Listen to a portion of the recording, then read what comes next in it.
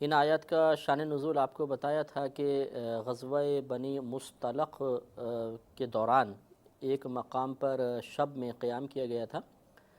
سیدہ عائشہ صدیقہ رضی اللہ تعالی عنہا نبی کریم صلی اللہ علیہ وسلم کے ساتھ تھیں۔ جب صبح ہوئی تو کوچ کا ارادہ فرمایا گیا، تو سیدہ عائشہ صدیقہ رضی اللہ تعالی عنہا نے اپنے ایک ہار کے گم ہونے کی شکایت کی، جس کی وجہ سے پورا قافلہ ٹھہر گیا۔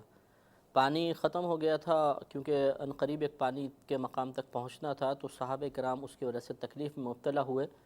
اور سیدنا ابوبکر صدیق رضی اللہ تعالی عنہ نے اظہار ناراضگی بھی اس پر فرمایا تھا۔ اب یہاں یہ قیام ہار کی تلاش کی وجہ سے ہوا، تو پھر یہاں پر آیات تیمم نازل ہوئیں، جس میں اللہ تبارک و تعالی نے پاک مٹی سے پانی کی عدم موجودگی میں طہارت کی اجازت مرحمت فرمائی۔ اور پھر جب یہ سب اٹھے تیمم کرنے کے بعد، نماز کی فراغت کے بعد جب یہ چلے، تو سیدہ عائشہ صدیقہ رضی اللہ تعالی عنہا کا اونٹ اٹھایا گیا، تو اس کے نیچے سے وہ ہار برآمد ہو گیا۔ تو یہ آیات اس کے بارے میں نازل ہوئیں، اور یہ جو ہار برآمد ہوا اس کے بارے میں کچھ کلام ہے، وہ انشاءاللہ ان آیات کی تفسیر کے بعد آپ کی خدمت میں عرض کیا جائے گا۔ اللہ نے ارشاد فرمایا کہ وَإِن كُنتُم مَرْضَىٰ، اور اگر تم مریض ہو، او علی سفر، یا سفر پر ہو، او جاء احد منکم من الغائط، یا آئے تم میں سے کوئی قضائے حاجت سے، او لامستم النساء، یا تم نے عورتوں کو چھوا ہو یعنی ان سے قربت کی ہو، فلم تجدوا ماء، پھر تم پانی نہ پاؤ، فتیمموا صعیدا طیبا، تو تم پاک مٹی سے تیمم کرو۔ تو پانی کی عدم دستیابی مریض کے حق میں دو طرح متحقق ہوگی، ایک یہ کہ وہ مریض ہے اور پانی قریب بالکل موجود نہیں کہ وہ وضو کر سکے یا غسل کر سکے، تو وہ تیمم کرے گا۔ دوسرا یہ کہ پانی تو موجود ہے لیکن مریض اس کو استعمال پر قادر نہیں ہے، اس طریقے سے کہ یا تو کسی ماہر ڈاکٹر نے اس کو بتایا ہو کہ آپ پانی یوز کریں گے تو آپ کا مرض بڑھ جائے گا یا دیر میں ٹھیک ہوگا۔ اسی طریقے سے کچھ سابقہ زندگی کا تجربہ تھا کہ اس نے پہلے اس بیماری میں پانی استعمال کیا تھا تو بیماری بڑھ گئی تھی، یا اب موجودہ مشاہدہ ہے کہ کسی ڈاکٹر نے نہیں بتایا، سابقہ زندگی کا کوئی واقعہ نہیں ہے، لیکن وہ بیمار ہوا مثلا اور پانی استعمال کیا تو مرض بڑھنے لگا۔ تو ان تین طریقوں میں سے کسی ایک سے اگر متحقق ہو جائے کہ پانی کا استعمال اس کے لیے نقصان کا باعث ہے، تو وہ تیمم کر سکتا ہے۔ اسی طرح سفر پر ہوں، سفر سے مراد یہ ہے کہ آدمی اپنے گھر سے شہری حدود سے باہر نکل گیا ہو اور قریب کہیں پانی حاصل کرنے کے ذرائع نہ ہوں، جیسے ہمارے اکثر ٹرینز وغیرہ میں ایسا ہوتا ہے کہ پانی ختم ہو جاتا ہے، قریب کوئی اسٹیشن بھی نہیں ہے، اب کہاں آدمی جا کے پانی لے کر آئے، تو یہ صورتحال ہوگی۔ اسی طرح کوئی استنجا وغیرہ سے قضاء حاجت سے فارغ ہو کر آیا اور قریب کہیں پانی موجود نہیں ہے، جیسے مثال کے طور پر مسافر ہی آپ کہہ لیں۔ اور اسی طریقے سے عورتوں سے اگر قربت کی اور پانی وغیرہ موجود نہ ہو، تو پھر اللہ نے ارشاد فرمایا کہ پاک مٹی سے تیمم کر لیں۔ اور تیمم کے آگے دو فرائض بیان فرمائے کہ وَامْسَحُوا بِوُجُوهِكُمْ، پس تم اپنے چہروں کا مسح کرو، وَأَيْدِيكُمْ، اور اپنے دونوں ہاتھوں کا مسح کر لو، إِنَّ اللَّهَ كَانَ عَفُوًّا غَفُورًا، بے شک اللہ تعالیٰ معاف فرمانے والا، بہت بخشنے والا ہے۔ تو یہ تیمم کے خالی دو فرائض بیان کیے، باقی چیزیں بیان نہیں کی۔ ایک بات اس میں یاد رکھنی چاہیے کہ تیمم کے لیے نیت بالاتفاق یعنی تمام ائمہ کے نزدیک شرط ہوتی ہے۔ اگر بغیر کسی نیت کے تیمم کیا تو اس سے تیمم نہیں ہوگا۔ پاکی کے حصول کی نیت سے یا پھر نماز کے قابل ہونے کی نیت سے آدمی تیمم کرے گا تب تیمم ہوگا، تو نیت اس میں شرط ہوتی ہے۔ اس کے بعد بسم اللہ الرحمن الرحیم پڑھ کر دونوں ہاتھوں کو اس طرح کھول کر پاک مٹی پر اس طرح ہاتھ ماریں، یہ ہاتھوں میں لگ جائے گی، پھر انگوٹھے کے دونوں جڑیں جو ہیں اس کو آپس میں مار کر جھاڑ لیں، جو اضافی مٹی جھڑ جائے گی۔ اس کے بعد یہ پہلا فرض جو ہے کہ دونوں ہاتھوں سے اپنے پورے چہرے کا مسح کریں گے۔ تو چہرے کا جتنا یہ حصہ ہے، مثلا جہاں بال جمنے کی جگہ ہوتی ہے، عادتاً بال جمتے ہیں یہاں سے لے کر یہ نیچے کے تھوڑی کے نیچے کے حصے تک، کان کی کلو سے یہاں تک پورا یہ چہرہ ہے۔ اس میں ہر وہ عضو جو سامنے نظر آ رہا ہے اس پہ مسح ہونا شرط ہوتا ہے۔ لہذا ایسا اگر کیا کہ ہونٹوں کو گرد سے بچانے کے لیے اس طرح اندر کر لیا اور اوپر پھیر لیا تو یہ مسح نہیں ہوگا، ہونٹوں پہ پھیرنا ہوگا، ناک کے یہاں نیچے جو حصہ ہے اس پہ احتیاط کے ساتھ پھیرنا ہوگا تو چہرے کا مسح ہوگا۔ پھر دوبارہ ہاتھ ماریں گے۔ اب یہ ضروری نہیں کہ اس سے ہٹا کر کہیں جگہ پر ہاتھ ماریں، جہاں پہلے ہاتھ مارے تھے وہیں ہاتھ ماریں گے، لیکن دوبارہ ضرور مارنا ہوگا۔ اور پھر اس طرح مٹی جھاڑیں، پھر الٹے ہاتھ سے سیدھے ہاتھ تک کی کونی سیدھے ہاتھ کا کونی سمیت پورا مسح کریں گے، پھر سیدھے ہاتھ سے الٹے ہاتھ کا کونیوں سمیت مسح کریں گے، تو یہ تیمم ہو گیا۔ غسل کا تیمم بھی اسی طرح ہوتا ہے، وضو کا بھی اسی طرح ہوتا ہے، اس میں کوئی فرق نہیں ہوتا۔ یعنی اگر کوئی شخص بالفرض حالت جنابت میں ہے اور وہ مجبوراً تیمم کر رہا ہے، تو ایسا نہیں ہوگا کہ پہلے وہ غسل کا تیمم کرے پھر وضو کا بھی کرے، بلکہ ایک ہی تیمم دونوں کے لیے کافی ہوگا اور دونوں کے لیے ایک ہی طریقہ ہوتا ہے۔ اس کے بعد یہ تیمم جو ہے، جب تک پانی نہیں ملتا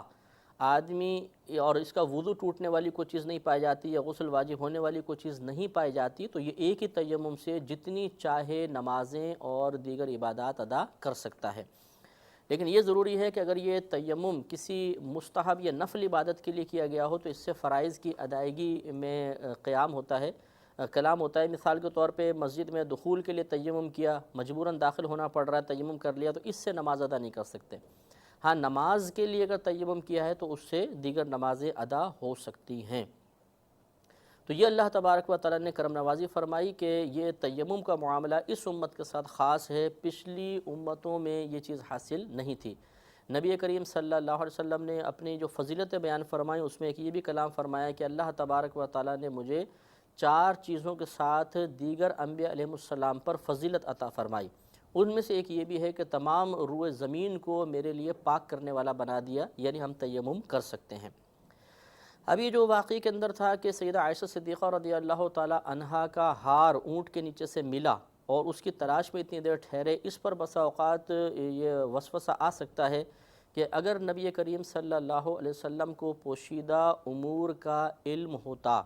تو آپ نے ابتداءً ہی کیوں نہیں بتا دیا تھا کہ ہار اس اونٹ کے نیچے ہے، بلکہ آپ خاموش رہے، پھر وہ آیات نازل ہوئیں، اس کے بعد جب اونٹ کو اٹھایا گیا تو وہ ہار معلوم ہوا۔ تو اس سے معلوم ہوا کہ نبی کریم صلی اللہ علیہ وسلم کو تمام چیزوں کا علم حاصل نہیں ہے۔ تو یہاں پر 2 چیزیں ہیں، یہ ضرور توجہ رکھنی چاہیے۔ پہلی بات تو ایک امر یہ ہے جس پہ توجہ کرنی چاہیے کہ اس طریقے سے علم نبی صلی اللہ علیہ وسلم پر طعن کرنا درست نہیں ہے۔ ان چیزوں پہ توجہ نہیں کرنی چاہیے کہ نبی کریم صلی اللہ علیہ وسلم کو علم نہیں تھا۔ کوئی بھی ایسی بات کہنا جس سے نبی کی فضیلت میں کمی محسوس ہوتی ہو، یہ مناسب نہیں ہوتا، نہ اسے عوام کے سامنے بیان کرنا چاہیے کہ ان کے ذہن بہت چھوٹے سے ہوتے ہیں، اور اس کا منفی اثر اکثر یہ ضرور مرتب ہوتے دیکھا ہے کہ پھر نبی کی عظمت میں کمی آنا شروع ہو جاتی ہے۔ اس لیے اس قسم کی باتیں عوام کے سامنے تو خصوصاً بیان کرنی ہی نہیں چاہیے۔ دوسری بات یہ ہے کہ اگر کسی ضرورت اور مصلحت کے تحت اس پہ کلام بھی کیا جائے، جیسے کہ استاد دورہ حدیث پڑھا رہے ہیں اور یہ حدیث آ گئی ہے، یا کسی مقام پر کسی عوام نے سوال کر لیا کہ جی یہاں پر علم نبوت کے بارے میں آپ کا کیا کلام ہے اور اس کی وضاحت کرنا چاہتے ہیں، تو بہت ہی محتاط ہو کر، کیونکہ ہم کلام کر رہے ہیں کہ ایسی ذات کے بارے میں جس کا جا بجا دفاع خود اللہ تبارک و تعالی نے قرآن عظیم میں فرمایا۔ آگے بھی آیات آنے والی ہیں کہ یہودیوں کے چند کلمات کی بنا پر اللہ تبارک و تعالی جو نبی کریم کے شان میں گستاخی کے طور پہ وعدہ کرتے تھے، اللہ نے کیسا دفاع فرمایا ہے، یہ آگے آئے گا، اور پہلے بھی رائنا والے مسئلے میں ہم بیان کر چکے ہیں۔ اس لیے بہت محتاط ہو کر اور انداز ایسا ہو کہ عظمت نبی صلی اللہ علیہ وسلم بھی ملحوظ رہے، دائرہ ادب میں رہ کر بہت احتیاط کے ساتھ اس کو بیان کرنا چاہیے۔ اب یہ جو سوال ہے کہ کیا نبی کریم کو علم تھا کہ نہیں تھا، تو اس کے 2 جوابات ہیں۔ پہلی بات یہ کہ نبی کریم صلی اللہ علیہ وسلم کو اس وقت علم نہیں تھا، کیونکہ اہل اسلام اس بات کے قائل ہیں کہ نبی کریم صلی اللہ علیہ وسلم کو تمام علوم ایک ساتھ عطا نہیں کیے گئے، بلکہ بتدریج علوم کی تکمیل ہوتی رہی۔ ہاں، یہاں تک کہ جب آپ نے دنیا سے وصال فرمایا تو آپ کو تمام علوم، یعنی جتنا پیچھے ہو چکا تھا وہ سب علم عطا فرمایا گیا۔ اس کے علاوہ قیامت تک کیا ہوگا یہ بتایا گیا، اور قیامت کے بعض احوال بھی آپ کے سامنے ظاہر کر دیے گئے۔ تو چونکہ بتدریج علم آپ کو حاصل ہوا، لہذا ہو سکتا ہے کہ اس وقت تک آپ کو یہ علم نہ دیا گیا تھا کہ حارث کے نیچے ہے، لہذا چونکہ ہر مسلمان اسی بات کا قائل ہے کہ نبی کے پاس اگر معلومات ہیں، علم ہے، تو اللہ کی عطا سے ہے۔ بغیر اللہ کی عطا کے اگر کوئی نبی کے لیے بھی ذرہ برابر بھی علم تصور کرے کہ ذاتی ان کو علم ہے، بغیر اللہ کے بتائے وہ جان گئے ہیں، تو یہ کفر و شرک میں چلا جائے گا۔ لہذا جب اللہ تعالیٰ کی عطا کے ہی قائل ہیں کہ اللہ نے اپنے حبیب کریم صلی اللہ علیہ وسلم کو علوم غیبیہ یا پوشیدہ امور کا علم عطا فرمایا، تو اس نے بتدریج عطا فرمایا۔ لہٰذا اگر اللہ تعالیٰ نے ایک چیز کا علم فی الحال نہیں دیا، بعد میں دے دیا، تو اس میں کوئی نبی کریم صلی اللہ علیہ وسلم کی عظمت میں کمی پیدا نہیں ہوئی، تو یہ اللہ کی مصلحت اور مشیت تھی، اس نے آہستہ آہستہ علم عطا فرمایا۔